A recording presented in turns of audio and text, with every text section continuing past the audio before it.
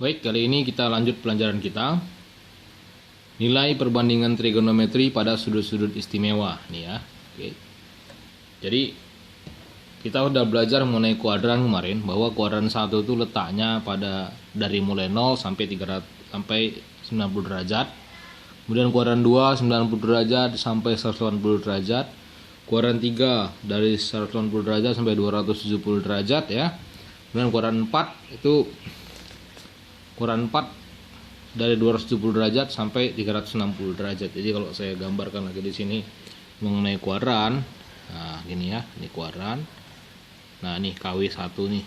KW1, ini KW2, ini KW3, ini KW berapa? 4 ya, KW4. Oke.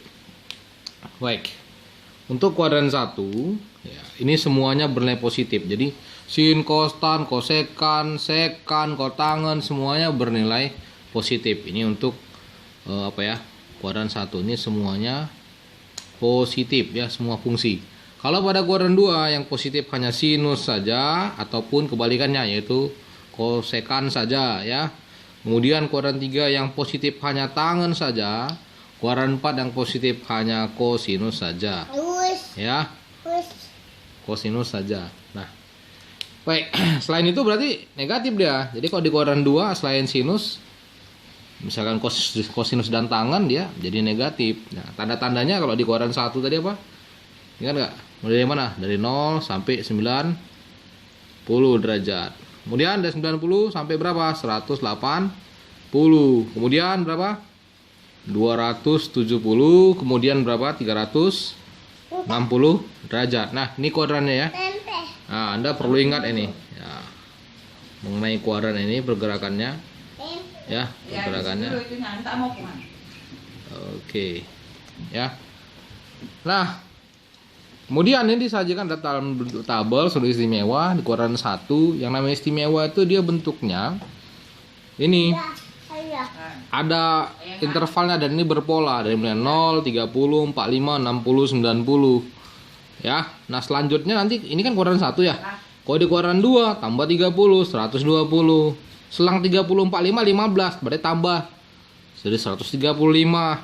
Tambah 15, 150. Tambah 30, 180. Itu kuadran 2 ya. Tapi yang saya hadirkan di sini dan di buku kita juga kalian bisa lihat di situ di halaman 103. Nah, itu yang dihadirkan hanya di kuadran 1. Bagaimana dengan kuadran yang lain? Bagaimana cara mencari nilainya? Itu kita gunakan istilahnya sudut-sudut berelasi. Nanti saya terangkan di sini. Pokoknya tuntas, asalkan kalian mau belajar dan pasti bisa. Nah, ini ya. Ini kan seperti hafalan ya. Ya kan kayak hafalan nih. Kenapa? Iyalah, karena dalam bentuk tabel. Cara bacanya gini. Sinus 0, 0. Sinus 30 setengah. Sinus 45 setengah akar 2 ya. Kadang-kadang bisa terbalik-balik, ya kan? Nah, karena kadang-kadang bisa terbalik-balik, maka akan saya sederhanakan tekniknya agar dia tidak terbalik-balik ya. Bagaimana caranya? Kita lihat di sini. Saya akan gunakan teknik tangan kiri ya. Namanya saya sebut sebagai teknik tangan kiri. Jadi saya gambar di sini tangan kiri. Tangan kiri, nggak tahu tuh tangan kiri siapa, ini bentuknya kayak begini. Nah, oke. Sepertinya tangan kiri, nggak tahu deh tangan kiri siapa nih ya. Nah, ini terbalik, atasnya kan berarti kan nampak kuku ya. Kalian bisa lihat situ ada kuku kalian. Kemudian ruasnya ya, ada ruas-ruas jari tuh, ruas-ruas jari ya. Kecuali kalian alien ya, nggak beruas jarinya, dan jarinya pun nggak 5, 10 ya kalau alien. Nah, sudutnya kita letakkan di jentik nih ya. Jentik sama jari mani, jari tengah, jari telunjuk itu bisa hampir sama ya ukurannya, tapi nggak usah diperduliin. Nah, kita lihat sini sudutnya, kita mulai dari jentik. Jentik berarti yang istimewa ya berapa? 0 derajat. Kemudian 30 derajat, 45 derajat, 60 derajat, dan 90 derajat. Nah, ruasnya kan ada 2. Nah, ruas-ruas ini akan kita kasih nomor ya. Nomornya kita mulai dari 0, kemudian 1, kemudian 2, 3, 4. Nah, kan ada 2 ruas. Ruas yang kedua di bawah dari sini mulainya 0, 1, 2, 3, 4. Oke, apa ya? Nah, Di sini triknya, tangannya pakai jam. Wah, ya kan? Oke, tangannya pakai jam. Jamnya kita isi dengan angka bilangan, angka setengah akar X. Ya, setengah akar X ya. Nah, ini tangannya ya, kita benerin deh. Oke, ada talinya ya. Oke, tali apa nih? Tali jemuran mungkin ya. Nah, ini dia. Oke, jamnya mereknya Bonia nih, Bonia.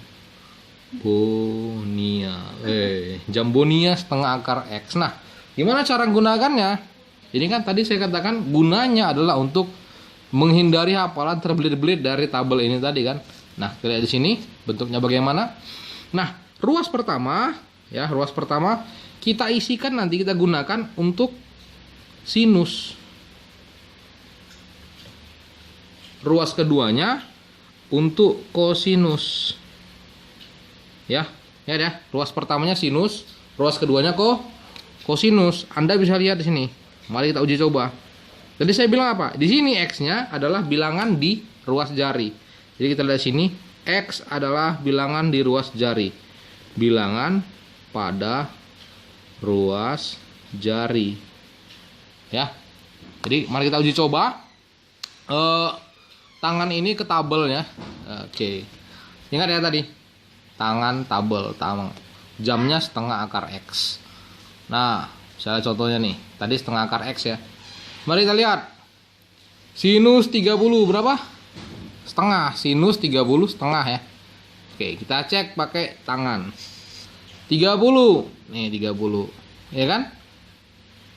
Sinus yang mana? Ruas pertama. Angka berapa? 1. 1 masukin ke jam tadi, ke jam Bonia tadi. X-nya 1 kan. Jadi setengah kali 1 setengah, gampang. Sin 45. Angkanya 2, setengah akar 2. Sin 60, 3, setengah akar 3. Sin 90, 4. Akar 4 berapa?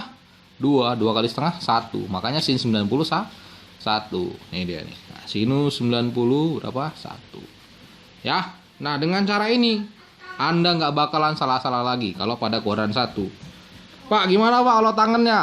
Tangan. Kita tahu ya, kalau tangan itu kan apa? Sinus per kosinus ya. Tangan itu adalah penjabaran dari sinus per kosinus, ya enggak? Nah, sinus per kosinus. Nah, sinus kan di ruas mana? Ruas atas. Sinus yang atas ya. Nah, kosinus yang bawah. Jadi untuk tangan cukup atas per bawah. Yang mana ini bilangan yang ada di ruas-ruas jari ini? Atas per bawah. Tapi ada keterangannya. Kita nggak pakai jam kalau tangan. Keterangannya, kalau ada angka 3, jumpa 3, ubah menjadi akar 3. Ya, kalau jumpa angka 3, maka mesti diubah menjadi akar 3. Oke guys, kita lihat ya. 3. Misal, kita fokusnya ke tangan nih. Tan berapa? Misalkan tan 30. Ini berapa? 1/3 akar 3. Mari kita lihat pakai jari. Tangan 30. Sudutnya berapa? 30. Angkanya 1. Ini 3, atas per bawah 1/3, tapi 3 kan berubah menjadi akar 3. Jadi tan 30 berapa? Yuk, berapa? Tan 30 1/3 menjadi akar 3. Akar 3. Nah, ini kalau dirasionalin menjadi apa? 1/3 akar 3. Nah, udah sama kan dengan di tabel. Nah, nggak bakal salah lagi. Ya. Pokoknya nggak bakal salah lagi. Ya, oke. Sampai situ dulu. Ada pertanyaan? Nggak ada ya? Bagus. Baik, itu kalau pada kuadran 1. Bagaimana kalau kuadran 2, kuadran 3, kuadran 4? Itu tadi saya hubungkan dengan ini tadi. Ini. Nah, saya hubungkan dengan ini. Ingat ya. Kuadran 1 semua positif, kuadran 2 semua negatif kecuali sin. Kuadran 3 tangan yang positif, selainnya negatif. Kuadran 4 kos yang positif, selainnya negatif. Nah, gini acuannya nih. Kalau misalkan dia di di luar kuadran 1, bisa boleh 2, 3, boleh 4 ya. Bagaimana caranya? Kembalikan ke kuadran 1, kembalikan ke tangan ini. Kembalikan ke tangan ini. Tadi kita lihat ya.